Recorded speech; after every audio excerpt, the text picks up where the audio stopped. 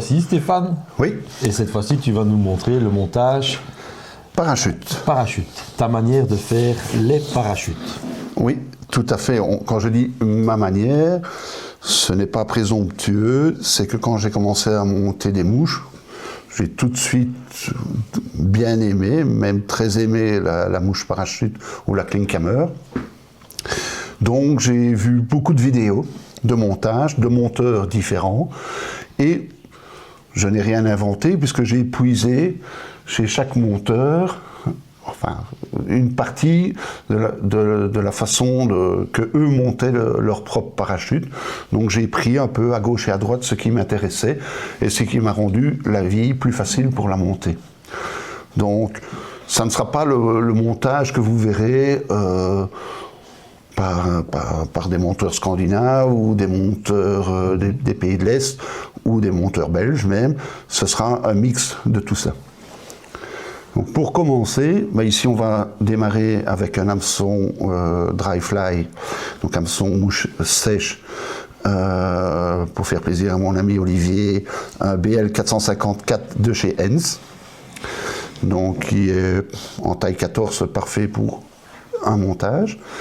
Donc je commence, donc évidemment toujours avec mon NanoSilk 18.0. C'est rare quand il me quitte. Donc j'attache la soie de montage et je vais commencer par mettre le poste. Donc ici on va monter un style marche brown, donc je vais rester dans les couleurs brunes, mais on peut tout aussi bien mettre un poste beaucoup plus voyant, donc ici un hot pink ou du blanc, enfin c'est un peu chacun. Donc ça sert de tronc principal pour faire la collerette en parachute et également d'indicateur. Ça va servir de base et d'indicateur.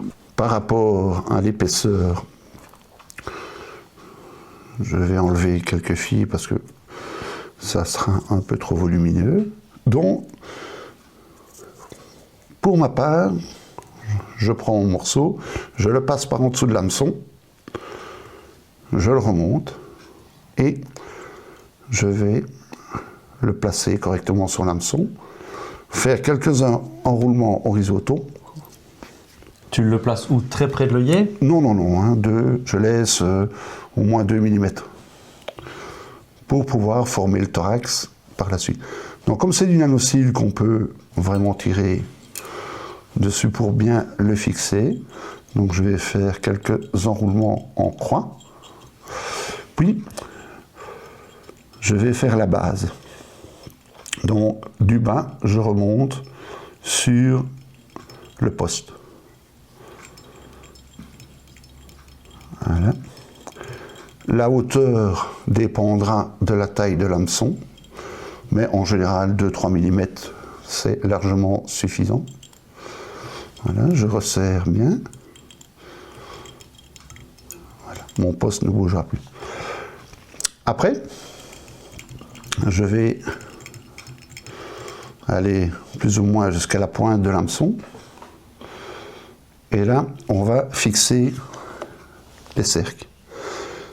Ici, je prends du pardot, mais on peut utiliser d'autres matériaux. Ça n'est pas...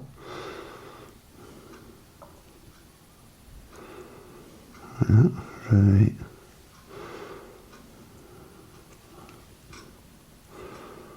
Ça ne me convient pas. Il n'est pas assez rigide. Voilà, je vais remonter plus haut sur la plume pour avoir... Voilà. Donc je le prends, j'aligne et je tire simplement. Donc pour la longueur des mouches sèches, on prend généralement, les cercles font la même longueur que la hampe de l'hameçon. Voilà, donc je mesure, on n'est pas non plus sur 1 mm, hein.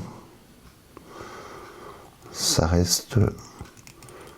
Voilà, je fais quelques tours, mes cercles sont placés.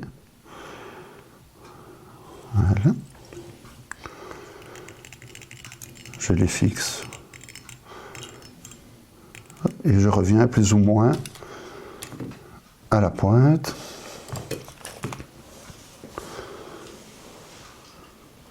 Je coupe le petit surplus.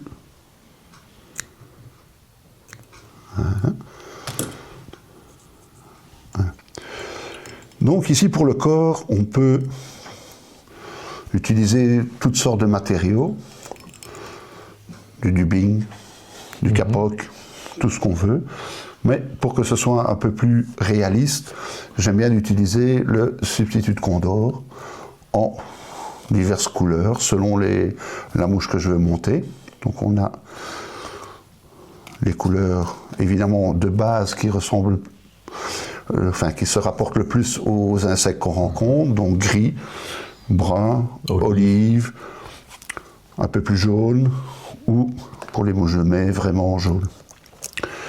Donc ici, je vais prendre de ma plume une fibre.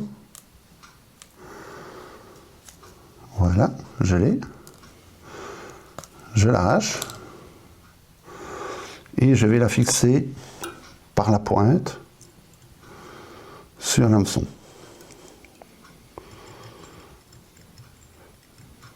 Je vais descendre jusqu'à la courbure. Et je vais remonter. Voilà. Je vais faire une petite base conique, pas trop épaisse. Si vous voulez faire les plus grosses, il faudra prendre un autre fil que le nanofil. Que le nanofil, parce que sinon vous allez y passer la bobine. Voilà. Alors, ici maintenant, il y a deux écoles. On va justement parler de la colle. Non, pour ceux qui n'ont pas trop confiance au montage, on peut toujours mettre un peu de superglue avant de tourner le substitut de Condor. Donc le substitut est quand même un matériau assez fragile. Donc je vais le tourner délicatement. Et vous allez voir qu'à chaque tour, les barbules vont se relever et vont donner une segmentation naturelle à la mouche. Voilà. Et mon dernier tour. Voilà. Donc ici, on voit encore légèrement conique, avec les barbules qui se sont relevées et qui donnent un aspect réaliste à la mouche.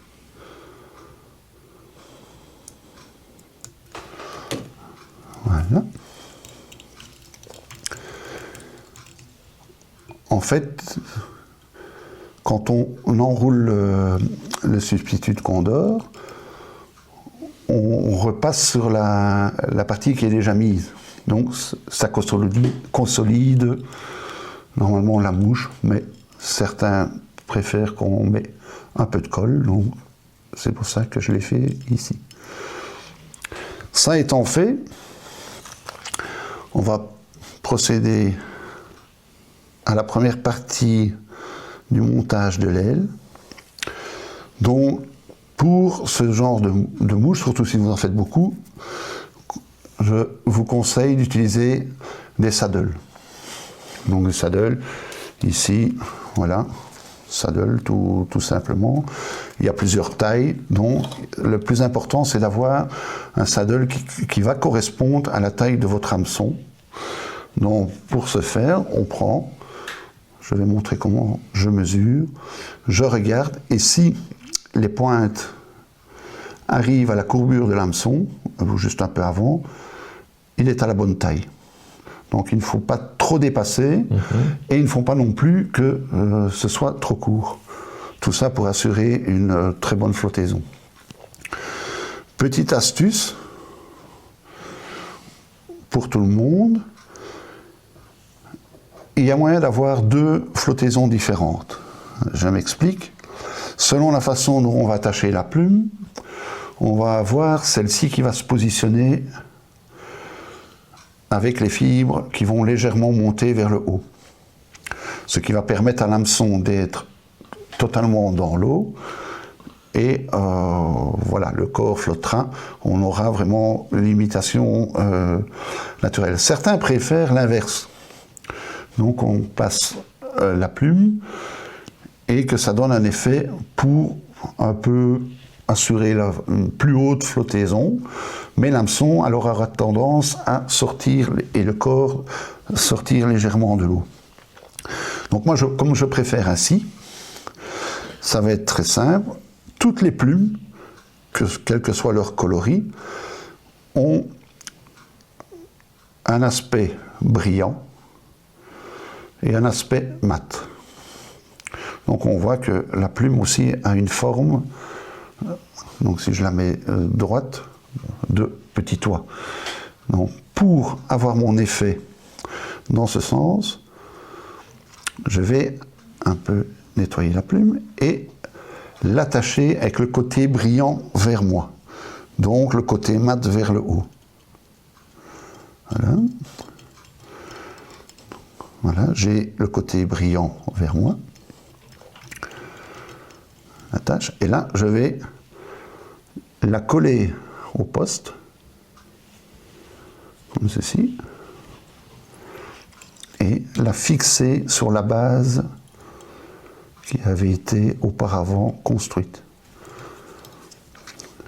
Donc, je l'attache vraiment jusqu'au-dessus de cette petite base. Voilà.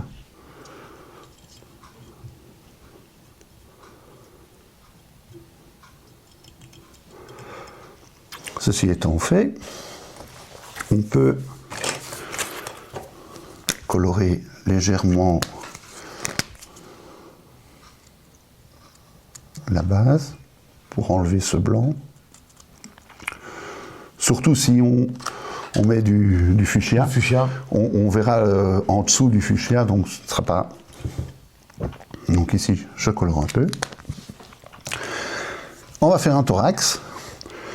Donc on a le choix en plusieurs matériaux, soit du capoc, soit du dubbing super fin, soit du dubbing de lierre, des ailes de porc, comme les Klinkhammer originales.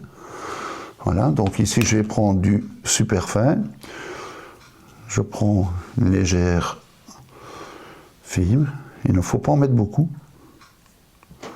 Il vaut mieux, comme pour tout avec le dubbing, il vaut mieux en mettre très peu et recommencer l'opération plusieurs fois que d'en mettre de trop et ne pas savoir le retirer. Donc ici, je vais tranquillement faire mon thorax. Voilà, en essayant d'être le plus régulier possible.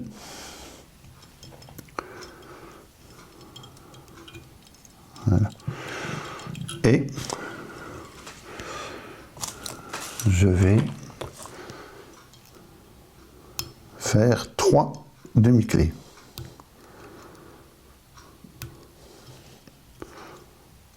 Voilà. Donc ici, on a la mouche qui est presque terminée. Alors on va enrouler ce fameux hacle de coq en partant du dessus, donc ici on voit bien la hauteur, en descendant.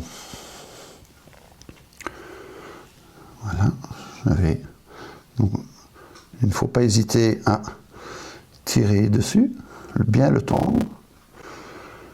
2, 3, donc je descends chaque fois en dessous. 4, 5, on va jusqu'à 6, allez, hop, voilà. Le nombre de tours, ça dépend aussi de la flottaison que vous voulez avoir et les rivières que vous allez pêcher. Donc si on se retrouve avec des rivières à fort courant, il faudra que la flottaison soit plus importante. Et si vous pêchez des rivières style Semois ou autres, où des endroits sont beaucoup plus Plus calme. calme. Moins de tours sont nécessaires. Oui, moins de tours sont nécessaires. Une fois qu'on a fait nos tours, on va passer en dessous en tenant bien le hack pour... Voilà. Là, je reteinte un peu mon fil. Ici, je peux tout lâcher, hein, donc ça tient. Il n'y a pas encore de nœud, mais il n'y a pas de problème.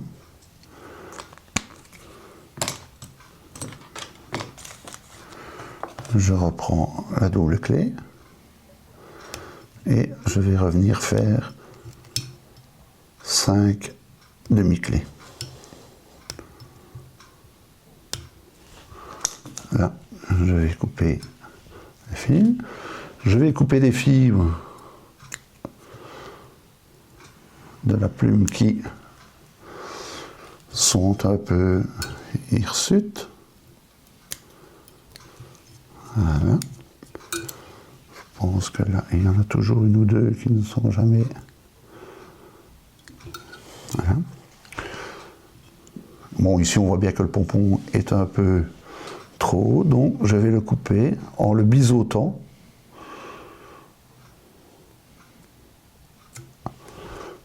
Voilà. Et la mouche. On peut évidemment remettre un petit peu de glu ou de vernis. Et la mouche est terminée. Voilà. Superbe petite marche-bonne, ça, Stéphane. Voilà. Avec une collerette réussie.